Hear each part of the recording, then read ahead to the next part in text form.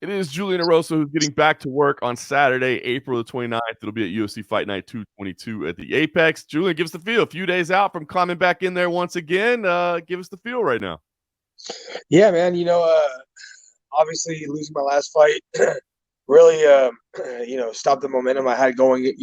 Coming off the Dawodu fight. 3 fights in a row I had won, and really kind of turned my career around. And then losing Caceres, in the way that it happened is just like one of those things that it felt like almost like a magic trick. Like he caught me with like a kind of a crazy kick, and then it was over, and I felt like I was kind of robbed of a fight in that sense. And I'm not trying to take anything away from Alex Caceres because that was extremely amazing, and especially with the technique. And that's how I want to finish all my fights. I want to finish in a spectacular fashion like that. It just sucks when you're on the receiving end of that, because then you feel like, I felt like I was just starting to like really feel the rhythm of the fight, and was really getting comfortable. And the next thing I know, it's the fight's over. So I just really want to get back in there, and I want to feel what it's like to win again. That's such a unbelievable feeling that people don't really get to feel, especially the average person. To get wins in the UFC, on TV in front of everybody on the biggest stage. It's an unreal feeling, and that's what I strive for all the time, and I just want to get back in there so I can feel that again. That's awesome. It's a cliche, but it really is true, right? The highest, the highs, the lowest, the lows. I mean, Yeah. that really is the sport. So I just wonder, as long as you've been at this, you laid it all out perfectly, kind of halted some momentum, that sort of thing, but you've dealt with a lot of adversity in your career and always battled back from it. So, like, how do you move past that loss? I mean, does it resonate with you for days and weeks and months, or are you like, hey, I forgot it on Monday and I was back at it? Like, how do you move past it? Yeah, it's such a crazy feeling, because off the Dawodu fight, in my own head and in other people's eyes, it's like, holy shit, like, you're one of the best in the world. Like, you're kind of hovering around that top 15, and like, a couple more wins and you could be, top 5, top 10, and be fighting, for contendership. And so, and then to lose all those things that had built you up can just fade away, and you can think like, do I even belong here? And in my mind, I lost to Caceres. He was top 15, and you got to take it. You got to take it as it comes. And for me, I've learned over the years not to get too high or low about anything. So don't get too high about the wins, because you could lose. Don't get too low about the losses, because it happens to everybody. And if you get too low about them, you might not find your way back. And I feel like the resilience that I've had in my UFC career is second to none. There's a lot of guys out there that fizzle out. Go 1-on-1, get cut from the UFC. You never really hear about them again, because it's a hard way to make a living, and if you don't truly love it, you can easily fizzle out like that. And so for me, I've just learned over the years, just don't get too low about it, and don't get too high about it either. Like, I don't forget about these things. I just don't, waste my time and my emotions in them specifically. Obviously, I enjoy, winning fights, and it's nice to win a fight and then kind of take the next week off and just enjoy it with your loved ones and your friends and your family and your teammates. But you just don't want to get too high about it, just because, like you said, the highest of highs and lowest of lows. You can always be the receiving guy on the end of that, and that's what I was last time. And so, I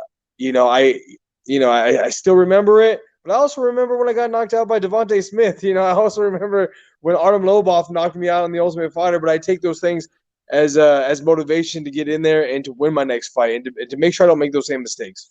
That's pretty fantastic advice. So what do you do between fights? Are you all MMA all day, every day, or do you try to stay away from it a little bit and fresh your mind a little bit? What do you do? Yeah, I'm kind of a gym rat. Like, even outside So. of camps, I just want to be in there training. And just like anywhere else, you got teammates that are getting ready for fights that need you as well. So, I like to be in the gym, and I feel like I get a little bit anxious, thinking about the future, and when I decide to retire from fighting, because I get, just sitting at home, especially right after a fight, I'll take a couple of days off, and even in just those couple of days, I get anxious about training. And so, like, I got to be doing something, whether it's just some low impact jiu-jitsu classes, whether it's going on running and getting some cardio in, doing pad work or just hitting a bag or something. I got to be doing something. So even in between fights, I'm training. I would say probably about 80% of what I would train, in a fight camp as well. So I'm always, all year round training. And that's why I was able to take some of those fights short notice and was able to perform and beat guys like Sean Woodson and Jourdain on 3 and 10 days notice. So yeah, I think it's just I'm just obsessed with it. I've been doing it for so long. Don't really know what else to do in my life. Just like I feel like anybody else that's fighting at this level.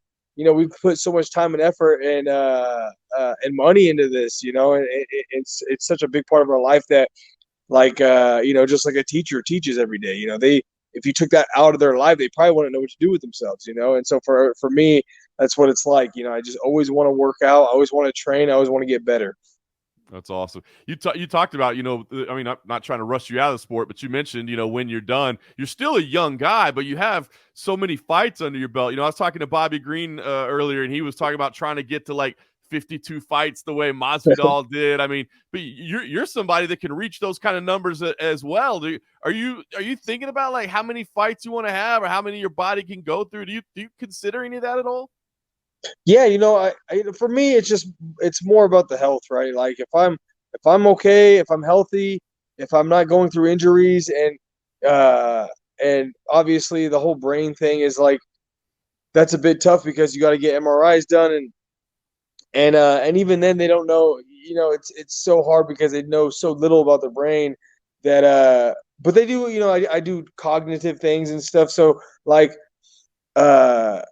I feel like if I can stay healthy, I'm willing to fight as many times as I can. And for me, I've been so lucky that I've never even broken a bone in my entire career. And not even that, like I skateboarded for a lot of years of my life and I snowboarded for a lot of years of my life. And there's a lot more like broken bones and injuries and that kind of stuff. And I was able to skate by and not get injured doing that or even fighting. And so besides superficial stuff, I've gotten some stitches here and there, but besides that, never broken anything, never torn anything.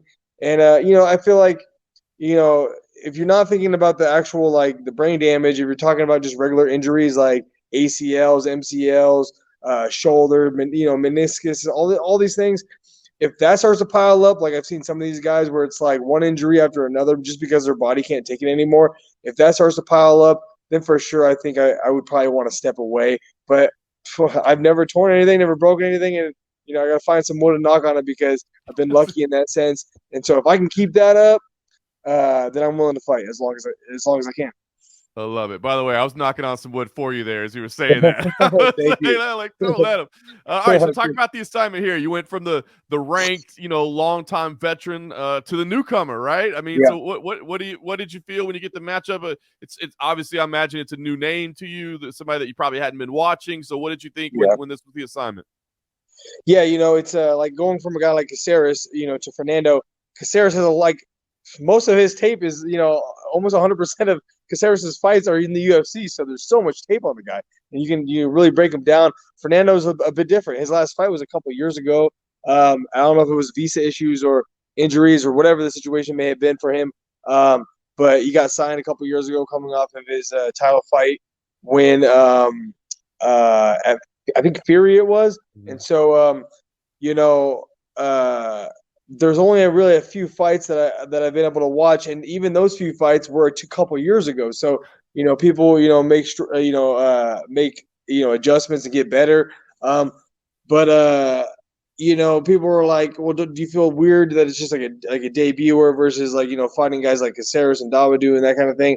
And for me, it doesn't really matter. I just want to get in there. They're paying me the same regardless. I mean, obviously, short notice stuff and, title fights is a bit different, and they'll renegotiate with you in that kind of sense. But for my contract right here, right now, there could have been a lot of tougher guys. I mean, they could have given me a lot of guys that are in the, top 20 in the UFC, and they're giving me Fernando. And so when they gave me that, it was like automatic yes, like for sure. Like the kid's, up and coming. He's his debut. He's a couple years off.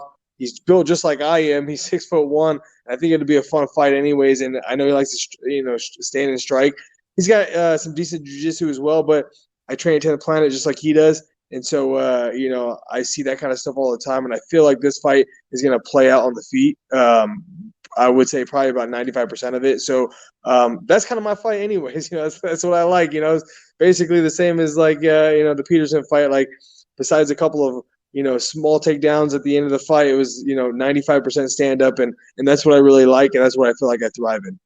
Yeah, well, you're right. I think on paper this looks like it could be a lot of fun, but pretty much anytime you step in there, there's a possibility that's going to be a pretty fun fight. So I guess, talk to me. You win this fight. You mentioned it. You had some momentum, got halted, but man, you go out there and turn in a good performance. You pick that right back up. So what's the plan this year? I mean, fight as much as possible, I guess. Is that pretty much it? Break into the rankings?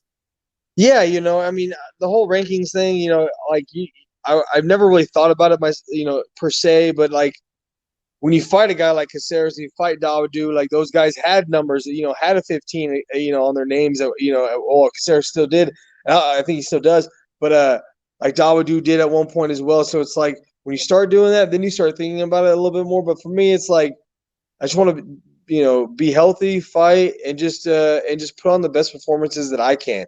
And not only that, fight smart, fight patiently. Sometimes I felt like I got hooked on trying to please crowds and trying to be entertaining, which I love to do. Don't get me wrong, but the fight will work its way out, and I guarantee you, just with my fighting style, it's gonna be exciting, and eventually it'll be fun. Even the Dawodu fight, I did pull take my foot off the gas a little bit in the third round, but still, as a fight as a whole, it was an exciting fight. I almost was able to finish him in the first round, and and then I was smart throughout the rest of the fight.